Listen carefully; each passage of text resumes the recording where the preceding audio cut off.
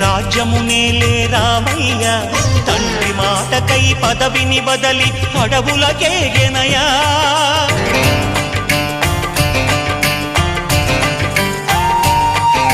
మహిలో జనులను కావగ వచ్చిన మహావిష్ణు అవతారమయ్య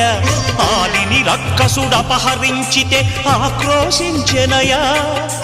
అసురుని త్రుంచి అమ్మను తెచ్చి అగ్ని పరీక్ష విధించెనయా సాగలి నిందకు సత్యము చాటగ కులసతినే విడనాడెనయ నా రాముని కష్టం లోకంలో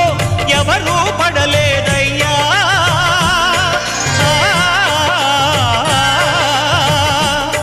నా రాముని కష్టం లోకంలో ఎవరూ పడలేదయ్యా సత్యం ధర్మం త్యాగంలో అతనికి సరిలేరయ్యా కరుణా హృదయుడు శరణను వారికి